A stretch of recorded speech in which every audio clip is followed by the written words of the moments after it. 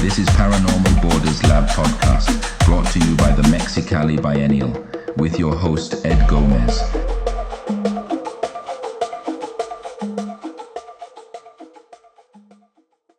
Today on the Paranormal Borders podcast, we have Ricardo Dominguez. Ricardo is a co-founder of Critical Art Ensemble and Electronic Disturbance Theater, EDT. Known for pioneering virtual sit-ins in solidarity with the Zapatista communities, with EDT 2.0 Bang Lab, he also created the Trans-Border Immigrant Tool, a GPS cell phone project supporting border crossers, which won the Transnational Communities Award in 2008. He's a professor of visual arts at UC San Diego and has held fellowships at Cornell, the Rockefeller Foundation, and UCLA's Luskin Institute. All right, thanks for joining us today on the Paranormal Border podcast. Today we have Ricardo Dominguez. Ricardo, thanks for being a part of this. We're super excited and happy to have you here on the podcast. I usually like to start this conversation with, do you remember the moment when you first realized that you wanted to be an artist or have a creative life? What was that about? Well, I think the moment was when my father and mother gave me an RCA black and white portable television just for being born. And they put it next to the cuna, the crib, and I, loved the screenality. I loved the glowing tubes, when you would turn it on and I would jump in my little crib and I could see the little tubes. And I really loved that portable black and white RCA, probably more than Mi Familia, than Las Vegas. I loved it more than anything in the universe. And then one day my mother gave me leche de mama, a warm bottle of sustenance. And for some reason, the impulse of taking the milk and pouring it into the RCA portable black and white television that I loved. And I did it, and bang! It just blew up. Everything melded together in my mind, right? That you could take the simplest thing, like warm mother's milk, and destroy any technology that you love. And so that, to me, was the moment in which I understood that I could create work around things like technology that I love, and I could destroy that technology using the simplest gestures, like warms mother's milk, right? And so from that moment on, I was obsessed with screenality and gestures, and I would skip school, right? And I'd just go watch endless movies.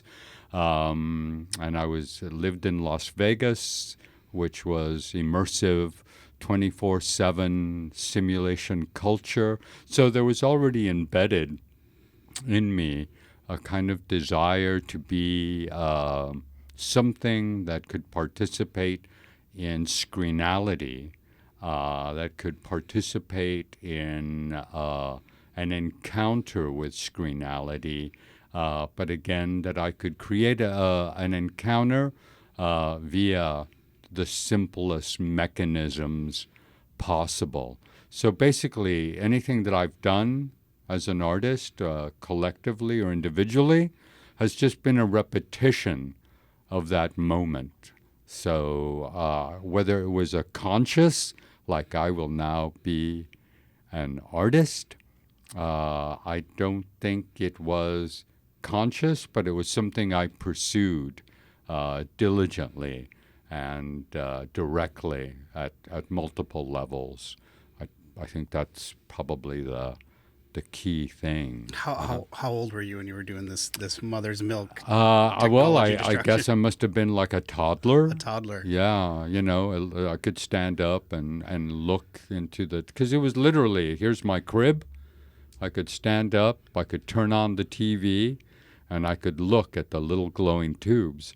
I mean, they literally gave me this television just for being born.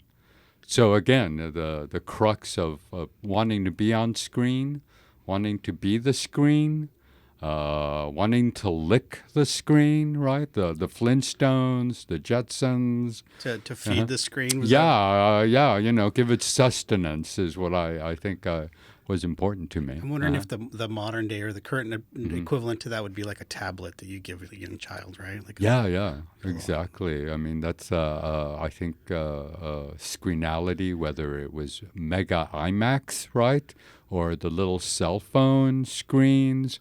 To me, I've always found them extremely seductive as a space, but the seduction was also to disturb it, to interrupt it, to fry it out, if possible. So, it was a weird tendency, right, to destroy the thing you love most as the condition for art production. So I think that's the tempo that I was involved with. And I have to thank my mother and father for giving me a television. And yes, it's the equivalent of giving your kid a tablet now.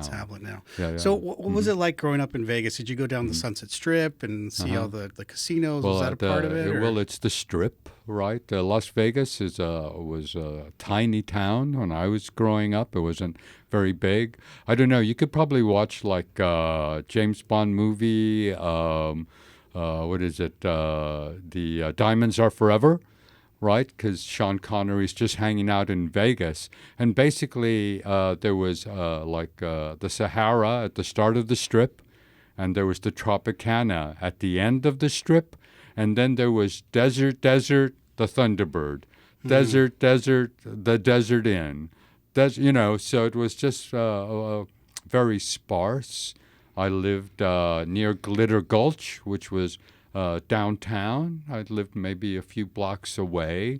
So Las Vegas was a fascinating kind of space because it was like living in a movie, in a simulation, right? And you had nuclear bombs going off 100 miles north.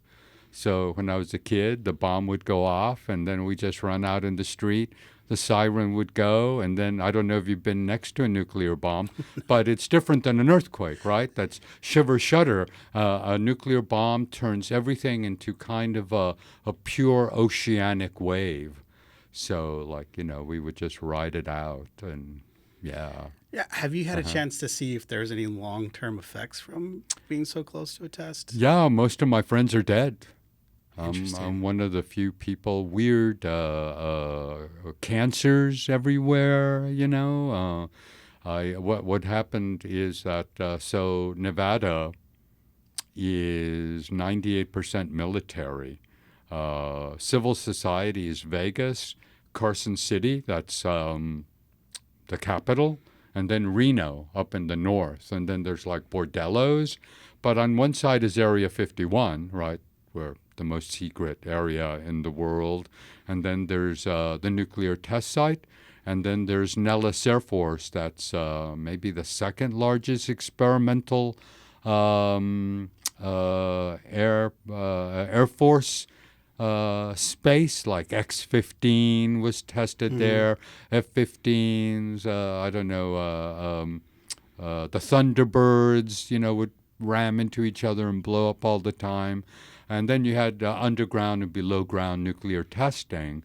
And so it was a highly simulated mafia, capitalism, military entertainment complex. And there's a book called Learning from Las Vegas by Venturi that came out in like 1972. But I was already sort of learning from Las Vegas, even though I didn't, say I am learning. But what freaked me out when I left for college was that towns weren't open 24/7, that there wasn't gambling slot machines in the 7-Eleven, right? I couldn't go watch The Exorcist at every time I damn well pleased. I would go to a town and it'd close at 5 o'clock. Wow. You And where know? was this? Where you did your college work? Southern Utah State College, Cedar City, Utah, maybe about 3 hours north in Zion. Why there? Because they had a really significant theater school.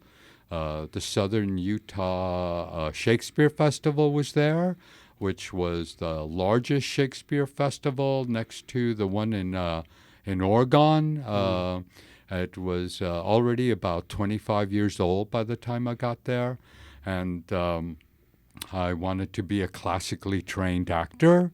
So it was pitch perfect because there was more theaters in that little town than there was maybe in all of Utah put together. Right? They had a Shakespeare theater, the Globe. They had a Greek theater. They had two black box theaters. They had three proscenium theaters. So I was on the boards from the moment I arrived till the moment I left. So, and then I started working with downwind victims because of the nuclear bombs. What they would do is they would wait to set them off, and then the wind would go into southern Utah, where there was mostly polygamous ranchers, Mormons, right? And they would get covered in radiation, and then the government would go, oh, just wash it off, man. It's cool. And so everybody in southern Nevada and southern Utah were just covered in radiation. So, when did you start getting interested in using computers in your work? Well, because you do have like the electronic disturbance theater project, right, and then yeah. coding, and when did that? How did you make the shift between, let's say, acting and then using the computer as a tool? Well, one of the things that fascinated me about theater wasn't just a classical training, but I was really fascinated by political theater, agitprop theater. I began to do research on teatro campesino, bread and puppet theater, living theater, street political theater, going back over the centuries. In fact, I always thought that Greek theater, Greek tragedy was about what is democracy, the tragedy of democracy. So I was interested in political theater, and when I graduated from Southern Utah State College, I got a car, and I thought, I'd go on a road trip. Seemed like a cool USA kind of, waste a lot of gas type of thing. Leaded fuel. Yeah, and I loved car movies, like Vanishing Point and Dirty Harry, and, just like Bullet, just like driving crazy on the road. So I did a road trip. I was going to go to Miami. I don't know why Miami. Just seemed like it was a good way to go. I had seen a lot of movies about the Macon County line and about the horrors of racism, right? There was a lot of movies about kids, hippie kids go south, and crazy southern sheriff kills them all. And I thought, man, that's scary. So anyway, I thought that would be a good thing. Well, my car broke down in Tallahassee, Florida in like 1981. And I decided there maybe I should go to the Oslo Conservatory of Acting there in Florida. So I tried out for it because I was in Florida now, right? And so they said, yeah, come to the Oslo Theater. We'll train you. You'll get an MFA. And it was in Sarasota, next to the Ringling Brothers Clown College. Excellent. So, it was a very interesting territory. But about midway through the MFA, I really felt that I was really much more interested in this kind of political theater rather than getting my union card and going up to New York type of thing. So I decided to go back to Tallahassee. And I started working in a lesbian bookstore called Ruby Fruit Books. And I became a slacker. It was a great time. There was no neoliberal pummeling, like, you got to get a job, you have insurance, right? I had the privilege of being okay. So I just hung out in Tallahassee. I was reading a lot of books there at the bookstore because I would order them. And then I met a couple of students who were there at Florida State University right across the street. And they were also interested in the kind of books that I was reading. And that particular group then became what was Critical Art Ensemble. And one of the methods that we sort of developed our ideas there in the early 80s was to watch really bad movies, and one of the really horrific movies we saw was a movie called Tron, by Disney, right? It was just god-awful. But at the core, it had a really fascinating idea that there was a battle in this computer between data bodies, and that the battle of the future was no longer the real bodies, but these data bodies, right? The master program versus rogue code. And so that really had a flavor to me that perhaps in the future, the performative matrix would no longer be about the politics of the body in the streets, but about the politics of data bodies in these new streams, right? And that was then the beginning of cyberpunk, early William Gibson. And then I had grown up with science fiction, as a science fiction kid. So it became really a key territory to start thinking. We didn't fully articulate it, but we used this technique called utopian plagiarism that we used. And that was to take just a word that we thought was strange and stick it on a text that we were reading.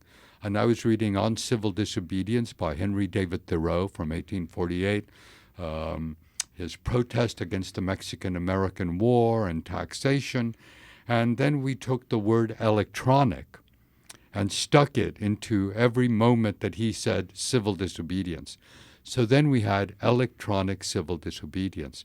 So Tron and Henry David Thoreau were the moment that code then became the territory of research and practice. So that's how I became interested in technology. And is this when Electronic Disturbance Theater was formed, or was that formed later? And that was formed like maybe a decade plus later. Critical Art Ensemble was the group that really established the theory of electronic civil disobedience, electronic disturbance, and we wrote essays and books and did micro gestures and did a series of actions around AIDS and all sorts of things with the idea that in the future, in the 90s, we imagined that three things would happen. Virtual capitalism would emerge in the 90s, so electronic civil disobedience would be the way to disturb it. Then you would have genomic science that was emerging in the 80s be the next wave. So we called that clone capitalism. And so biohacking was going to be important. And then in 1985, we read Eric K. Drexler, The Engines of Creation, the coming era of nanotechnology. So then we thought the third wave in the 90s would be particle capitalism. So then electronic disturbance theater would emerge in the 90s as a response to this imaginary first wave that we saw of virtual capitalism. What did that response look like, or in what form did that response take? Well, the response was we needed to get computers. There were no computers. We had all these theories, but, we didn't have money. We were slackers, but we had a plan. And so I always work with a group of 5 people for 10 years. Right, that's the way Why it works. 5? But it's the anarchist 5. Okay. It's a traditional cell structure, and I always work with people who have different expertise. right? Because that way the anarchist structure can have a lucid conversation, right? If everybody's a photographer, then, that's a whole different. But if you have like a photographer and a filmmaker and a poet, and everybody has expertise, so it's always five on a single idea. So, Critical Art Ensemble, we had a plan. And so in 1990, we divided the plan. I was supposed to go and find computers for electronic civil disobedience. Some of the others were going to do biohacking, and some of the others were going to do particle work in nanotechnology. So I went to New York City, and I started looking for artists who might have a computer, and then I would become their friend. That was my plan. And my idea was, if you were my friend, you would let me touch your computer and look at it, right? And so so I came to New York, and sounds like a spy thriller right here. Like, where did you get this training, or was it just, just what made sense at the time? Well, I watched a lot of blaxploitation movies when I was a kid. Okay. And there was this really fantastic one that called The Spook Who Sat by the Door. And in that film, there's the Nixon government says to the CIA, basically a DEI thing, says you need to have at least one black or brown person in the CIA. And so then the CIA goes, that's never going to work. No black or brown person will ever pass the test to be CIA, right? And so they do like everything possible to bring in these black and brown people. And then the tests are so hard that, there's just, people are dropping like flies. But there's this one guy that they never notice who passes, aces every test. And then they go, oh, well, I guess we have to accept them. And he moves up the ranks, right? He's trained at the farm, at the CIA. He finally makes it like to one of the top level people at the CIA. And then this one day, one of his co-workers comes in at his office, and he has a little note that he's left and said, "Thank you for all the training. I will use it to the best of my ability. The spook who sat by the door." And then he goes back to Chicago and LA and New York and visits the gangs that he was a part of, somehow in his youth, and he begins to train them on the CIA tactics for the revolution, right? And one of the core things he says is, we're all going to be janitors, because janitors are invisible. They can go anywhere in a building, and they can take the trash, and all of that is deep information. So all these gang members become janitors, right? So CAE felt like we were the janitors of critical theory. So when I went to New York, that was the thing, it was like a janitor. Yeah, friendly janitor. Yeah, and I go, hey, man, what's happening? Yeah. Did it work? Did you get access to a computer? Yeah, not only access, I got access to a global network called Thing.net, which was organized by an artist named Wolfgang Stahler, who had made his money in the 80s as a conceptual painter, part of the Mud Club scene, and, he just made enough money where he decided to buy a bunch of modems and start this thing in 1991 called Thing.net. In those days, there wasn't browsers. It was BBS moves. And so, I again, because I was talking to people who led me to Wolfgang, I went to Wolfgang, said, I'm Ricardo Dominguez from Electronic Disturbance Theater. Critical Art Ensemble. I have an idea of electronic civil disobedience. Can I work? And he said, yeah, that sounds boring, but here's computers, so I became the system administrator of what was rapidly going to become a network, an internet service provider for Cuba, Argentina, Berlin, Vienna, Amsterdam, and it was focused on artists and activists, right? So that's where I began to investigate the RAND Corporation and others on emerging cyber wars, cyber terrorism, cyber crime, but no electronic civil disobedience that I could see. So then I started developing a group of 5, right, that were distributed around the country.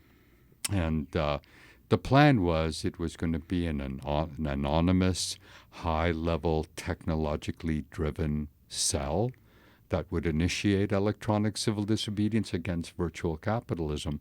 And it was anonymous, right? That was the plan. But then in 1994, the Zapatistas ripped through the electronic fabric. Browsers appeared, right? The first browser, Mosaic. That was like, wow, look, you can put an image and you can put text and there's a hot link, right? So, wow, that's super cool. So browsers and the Zapatistas emerged and brought together a different attunement to what electronic civil disobedience was going to be. And the Zapatistas basically said, Ricardo, we really like this idea, but you have to be far more poetic, and I don't think you should be anonymous. Right? So how did the Zapatistas contact you? Like how did that communication begin? That was the crazy thing, right? It was 1994. It just turned 1994, 1 minute after midnight, right? And I came home from New Year's Eve, right, to my little computer. And the first email I got was the Declaration of the Lacandon, right? And it was amazing. It was like, who are the Zapatistas? So between 1 minute after midnight and 7 a.m., digital Zapatismo became a global movement. Now, the New York Times the next day said the Zapatista movement were the first postmodern revolutionaries.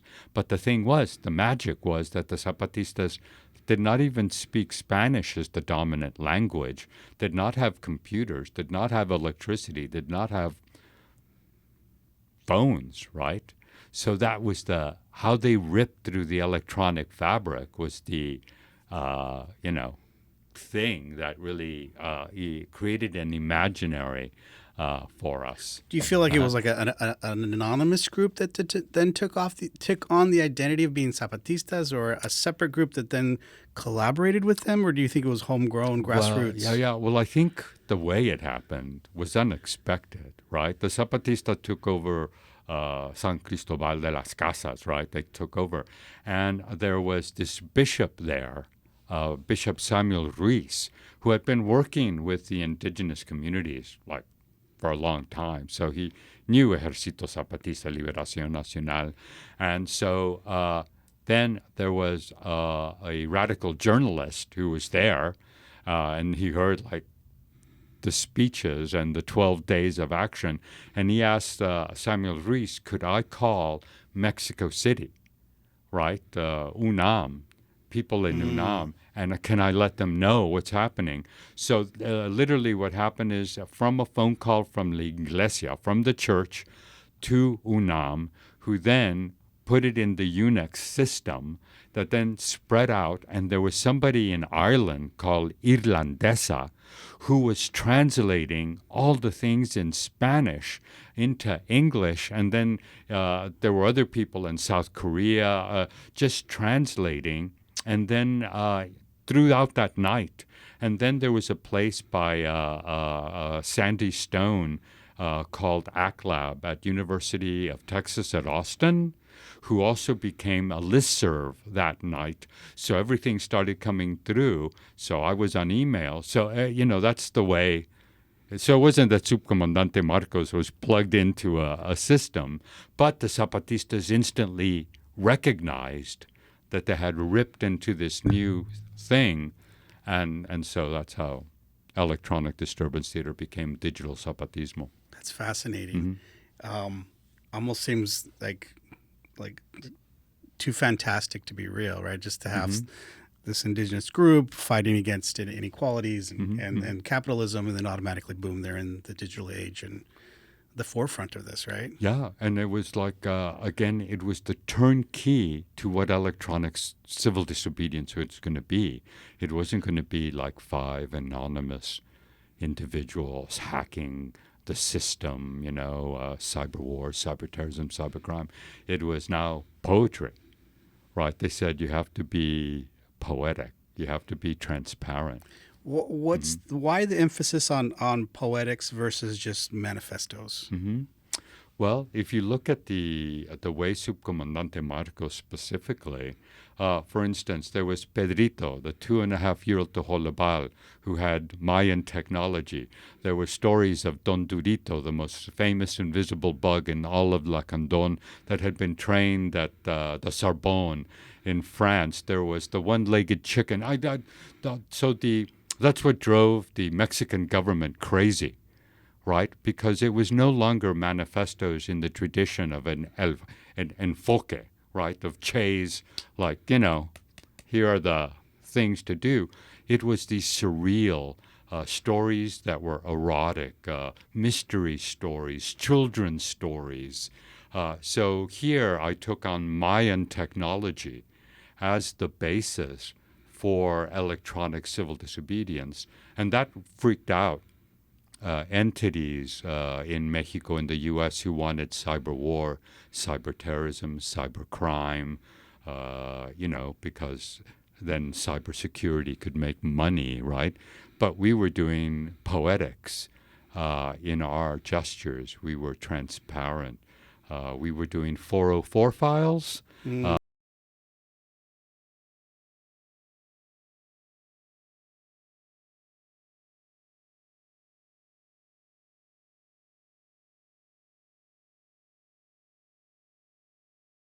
Files not found, right? So it was like, does democracy exist on this Mexican government website? 404, democracy not found on President Cedillo's website. Justice. So it was a negative dialectics, again, throwing water, leche in the system. Interesting. Because it wasn't, it was not saying, look, we found all the truth and secrets in there. It was literally showing us that there wasn't democracy.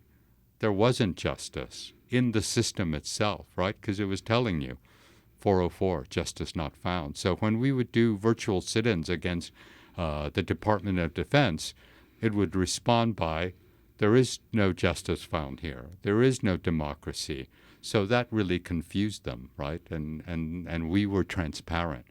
Like, hi, I'm Ricardo Dominguez in Williamsburg, Brooklyn. We're going to do a virtual sit-in on you on Friday. Here's the code.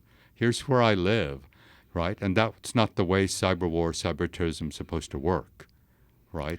So you're almost you're in a way kind of posing questions, right, or creating an alternative narrative that would then maybe the viewer then would scratch their head and try to figure out why is no democracy found in this particular government. How do you feel about this QAnon movement, right? Because in a way, I've read some of the boards. It is poetic, it's cryptic, but it always seems to pose a question, and then it's on the viewers or the receiver side to then do the follow the breadcrumbs to find out the answers, right? How do you what's your take on that, right? Do you feel like that there's some theory that it's completely AI generated? There's one theory that it's used by the industrial military complex to push a certain agenda. There's another theory that it's backed by the president's campaign to get reelected or push through these political agendas. So I'm curious to hear your take on that. Do you feel like that's a form of civil disobedience? Do you think that is propaganda, or maybe it's both? Or do you feel like it's just a game that's put out there for gamers to then try to become detectives and uncover the truth when maybe the truth doesn't exist? Well, I do think it's all of those things, all at the same time, right? I think what occurred was that what I would say is the left in the 90s really articulated these kinds of stories and tactics and abilities to create aesthetic confusion, right? To tell another narrative, another story that countered neoliberalism, that countered the economic bombs that were being dropped on the indigenous, the extractivism. And we felt that these stories were about leading one to the atomic facts that were erased by larger media, right? Because we grew up with Chomsky, manufactured consent. Well, you know that. So I think what happened was after 9/11, there was literally a switch where the right, the extreme right, learned from what we were doing and began to create their version of it. And they had already been priming themselves to some degree, especially post-Nixon. When Nixon lost in the Vietnam War, they created a long plan, right? We need a network. They created Fox. We need to create radio shows, right? So there was like 1 million angry radio shows that started popping up. They wanted to take over the legal system, right? So it was a long durational game.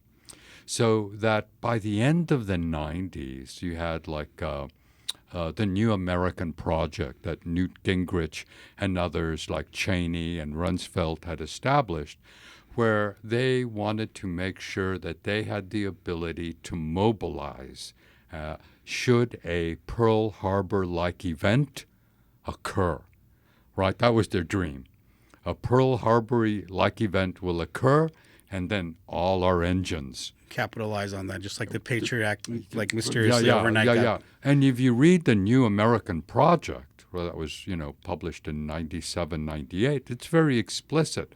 So they really began to prefabricate that opportunity. 9/11, I'm not saying it's an inside job or anything. Chomsky says it's not, right? Right, but that was the Pearl Harbor that they dreamed of. Right? But if you look at movies, there's all through the 80s and 90s, New York City is always being blown up by aliens. The White House is always police. So you see that as predictive programming, or? It could be. I mean, there is a sense that science fiction creates what we call hyperstition, right? That it creates the vocabularies of imagining a future that could be actualized, right? And then they get us to manifest it. Or somehow play out. But, for instance, during the Bush regime, you had people like Cheney saying, we create the facts, you just print them, right? Interpret them. So they already had this notion of alternative facts, right? We manufacture them. That's what the Bush-Cheney regime was all about. So I really see the critical tactics of the 80s and 90s that were predominantly on the left move into what is predominantly the right. And I think it's a kind of cultural game, right? If you look at the 20th century, you have the surrealist on one end and you have the Italian futurist on the other, right? They're both looking at the same questions of World War I, and they're reading it differently. They're creating different aesthetics in response to it. So I think it's a friction, and so that's why I think this notion of the paranormal, right, that's being developed in the vocabulary of the discussion that are going on is here with the paranormal. Then you have a different kind of hyperstition, one that isn't necessarily as clear around the ideological narratives that are at play. What is clear is that there is a border imaginary there is a border concrete, there is a border ideology, and who or what can pass through that space, I think offers another tendency that perhaps articulates another sort of hyperstition that allows perhaps a new kind of aesthetic vocabulary that has a concrete history and a concrete moment that we have right now, right? The borders everywhere. That can create a different set of atomic facts than the kind of QAnon question, because we can literally walk up to that concrete metal gate, a fence, right? And so at least the sense that I get from what you're investigating around the paranormal is that there might be something else that can walk through in another way that might not be necessarily technologically bound, might not necessarily be fully materialized. That there are fantasmas, chupacabras, aliens, if you will, who both manifest the concrete barrier but have traces of being able to move through. So it's a kind of an answer to the QAnon question, but here you have a material thing, right? A concrete fact. QAnon can go on forever and say, oh, there's no border fence, but you go down to the, Mexicali biannual casa, you can open the door, and it's right there. Yeah. Right? So I think that's what the paranormal does, is investigate that concrete space, but then another sort of ectoplasmic thing begins to occur, which I think is an answer to the QAnon Interesting. Yeah. kind of question. Right? Yeah, and I think reading through various different writers that write about the border itself, they can write about the border as like a fantasy land, like an amusement park. It's a liminal space, but like you said, it's also a physical barrier that separates one country from another. But then the culture can then bleed through from one side to the other, and I feel like that maybe the paranormal becomes a third access point. It breaks down this binary opposition between being there and not being there, but then it's like a third alternative, like synthesis, antithesis, and it's that third position that allows for this breaking down of binary oppositions. And I'm also, interested in hearing creatives and artists and their side, to also think about or hear stories or get their viewpoints on what normal is, so that we can maybe better understand what paranormal is, and maybe more importantly, like, have you ever had a paranormal experience?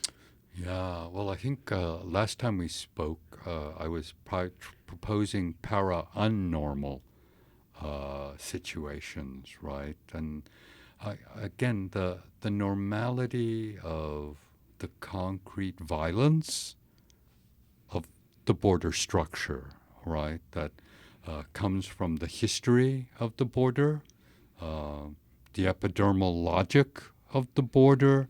So to me, that's the normal condition of the border that defines who we are, what we are, how we pass through, right? I have all my documents in my pocket now, right, as part of this normal. Now, should it be the normal? I would probably say no. We should have the same rights as Coca-Cola, just to pass through, if you will. But I guess the question for me is that the paranormal in Mi Familia is really very material. It's almost extractivist. And my family is from Delicias, which is about 40 minutes south of Chihuahua, a rancher family. And mi abuelita often had guests who were espíritus at the house. So, like, Did you ever see him? I never met my grandmother, so Oh, these okay. are stories that my mother would tell me. So she would set up a table, la familia would be there, and they go, "Oh, Senor Cantaro is here visiting, welcome him." Or Senora so-and-so. And she had food for them, and like my cousins would come, tios would come home from partying. And they go, "Oh, Senor so-and-so is in your bed? But just tell him to scooch over." And so they would go there and they see a figure, then they take the blanket and there'd be nobody there, right? So the thing that allowed these ghosts to materialize was that my family had been part of the Mexican Revolution. My grandfather was the assistant to the accountant of Pancho Villa. 14 children, all of them got killed in the revolution except the last 4. My mother, who was the youngest, my aunt, and then the 2 brothers right before them.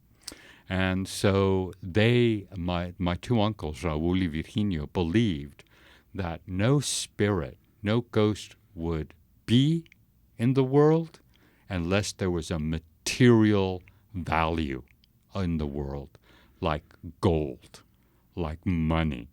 That was the only reason any ghost would hang out anywhere, is because and so they would start digging all around the ranch, behind the bathroom, and this drove my grandmother crazy because they were just digging holes everywhere trying to find the gold. And eventually they became geologists, right? And they became zorros del desierto. That's when they died. That was the big article. And so they had marble mines, and so there was a lot of like witches that they encountered in these mines, right? And my mother would tell stories that lights would come and towards them, and my grandmother, "Oh, son brujas," just throw seeds and they'll pick them up, So again, my uncles believed that brujas, ghosts, were only there because there was something of value. So anytime there was a spirit, they would start digging. And that's how they got marble mines. And eventually they found uranium, which again kind of has a nuclear realism in the family, right? That they found uranium and, It is a form of gold, right? Like yeah, it's yeah. a different kind of gold. And so they said, "Man, we are richer than Midas now," right? But they found out that the U.S. owns all uranium wherever it's found in the Americas. And so the U.S. came to them and said, "We'll give you like 1%. They said, "No, screw you." So they armed the indigenous of Chihuahua, to go after it. But then the revolution went wrong and they ended up in Vegas, right, hiding out and gambling and whatnot. So again, there was this kind of extractivism that was bound to the paranormal. So that in order for the paranormal to exist in my family story, there had to be gold, there had to be marble, there had to be something of value. That's the only reason. How did your grandma explain it? Because I imagine she probably didn't equate the apparitions to buried treasure, right? Well, I don't know. Never spoke to her. So these are the stories. The only story that I heard about a direct sort of thing beyond welcoming them was one day my grandmother was in her boudoir, getting ready for bed, and she supposedly combed her hair 100 times, which I guess was a tradition to keep your hair nice. And then she screamed, and the family came in, and she said one of the ghosts tried to look at her through the mirror. And she said that's when a ghost wants to take a possession of you. As long as they don't try to look at you through a mirror, they're chill, they're good. So I guess you don't want a mirror stage ghost, because that's, somebody or something that wants something more to take possession of you. So that's the only story that I know in terms of like weird You think our mirrors now would be like screens? I would imagine that screenality, right, is a mere stage. We often see our doppelgangers, right? Right. I don't know. I don't see myself anymore because there's no input. But the Oh no. yeah. So it's okay. I've now destroyed the video with my electronic disturbance.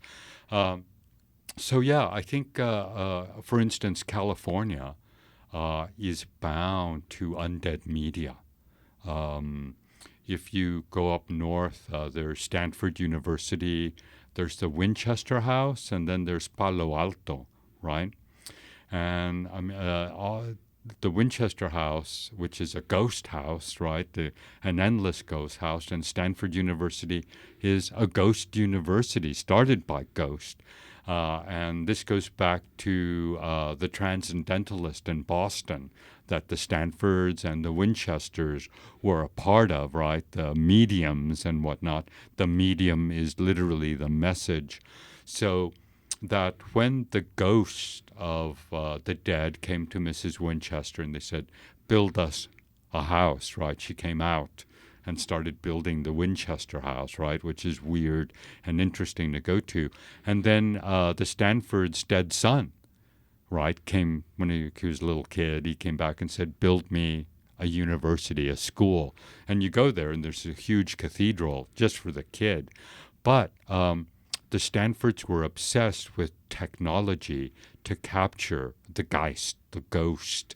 And so they had elaborate cameras, early film cameras. The earliest film like that we have in here in California in research comes from the Stanford's ghost technology.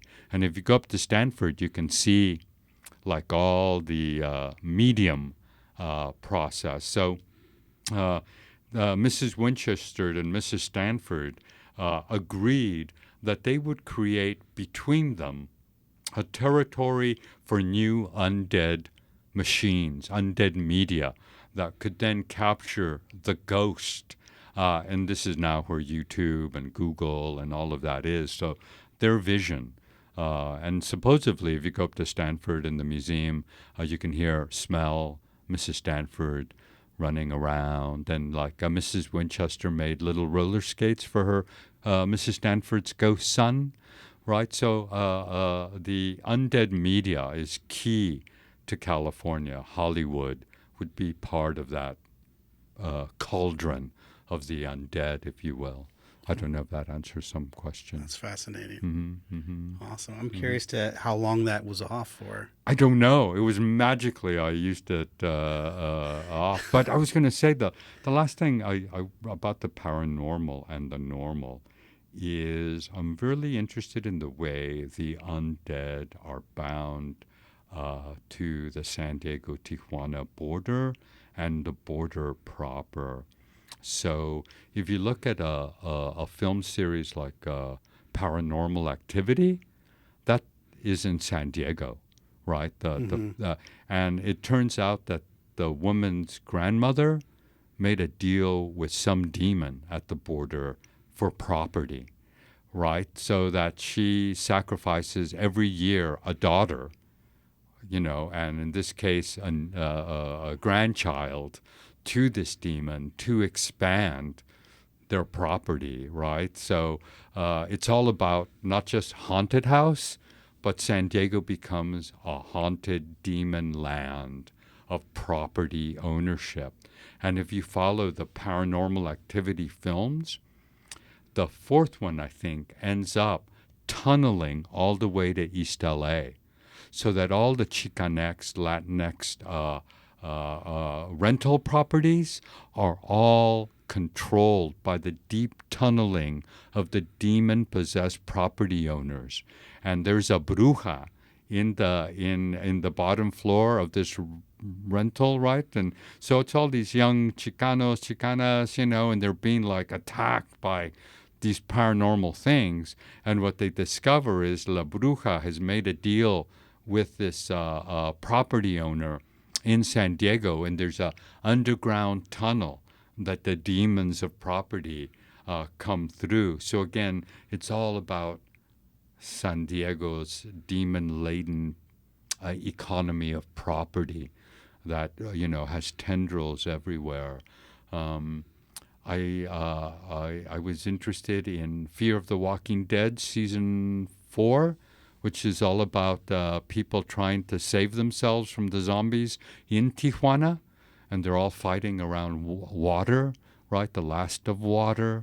There's an interesting border zombie series called Soldados o Zombies, where narcos and military zombies are fighting each other. I thought that was quite interesting.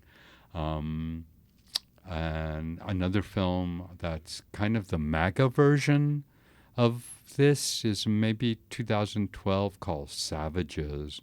And it's about this little, maybe it's Arizona border town, and it's a documentary about a young undocumented individual who's taken in by this town, right? Knows everybody, and he becomes obsessed with photography because they give him a camera. And so you see him as kind of an emerging artist, right? Just kind of documenting the landscape and all these things. But the entire town is massacred, and bodies are ripped apart. Some people have disappeared, and the only person to survive is this undocumented individual who seems to be suffering like from some terrible post-traumatic thing. So the whole film is them interrogating him, and then you start seeing photographs that he has taken, and there's like these weird shadows, weird light, and they seem to be coming from the south. And and he's running, and he's just taking photographs, and they seem to respond to him taking photographs, so they, for some reason, don't attack him. But then, like, they map out, like, the church people were, and they're going, but how did he kill everybody within this. So in Savages, you get a sense that there are these demons coming from the border who are moving north, but that the only way to access them, to have conversations with them, is to have an undocumented artist communicating with them. Here, in this case, through photography. So I thought that was an interesting kind of paranormal narrative, Awesome. Mm-hmm.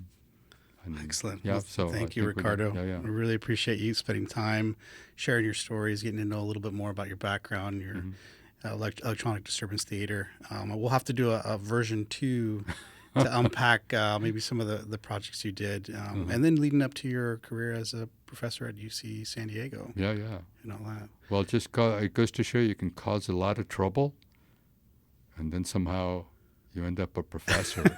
I'm still trying to figure out how you drop the metaphorical milk on our camera. Yeah. Because that's never happened before. No input, man. That's what happens. Electronic disturbance occurs all the time. In full effect. Ooh.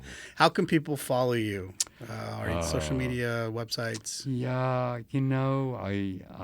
I use a lot of different social media, but I can't say if you follow me. I'm on Blue Sky now. So Ricardo Dominguez, a number, I can't even remember what some number they have on Blue Sky. I think might be the Instagram. I don't know who I am. Ricardo Dominguez, or RR Dominguez at bluesky.social is probably the latest version. But And then also active on Instagram? Instagram and Facebook, all the worst platforms on the planet. I'm probably hanging out there. I always talk about as a kid, we never wanted to. We're pretty punk, and we're like, we're never going to let them chip us and be able to, follow our every movement, and we're going to, put our middle finger up to the system. And then you grow up, you get a cell phone, and you realize you did it to yourself, right? Yeah. Well, but the thing is, with Critical Art Ensemble, one of the things we said was we weren't going to be, the generation before us of 68, they were driven crazy by this stuff, right? The Brown Berets, the Black Panthers, Weather Underground, they were under surveillance, right? And they were being screwed with, right? The CONTELPRO papers, basically showed they were being driven. Their paranoia was correct. They were under surveillance. So with Critical Art Ensemble, we said, well, we're under surveillance, so what? We're not going to be paranoid about it. We're not going to be driven crazy. I think it's something to worry about, but, I don't overly worry about it. To the level of, are they watching me? Yes. Watching everyone. Am I watching them? Yes. Right. So watching the watchers, watching, back and forth.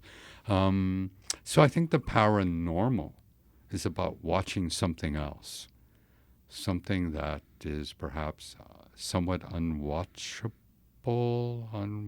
something is occurring there.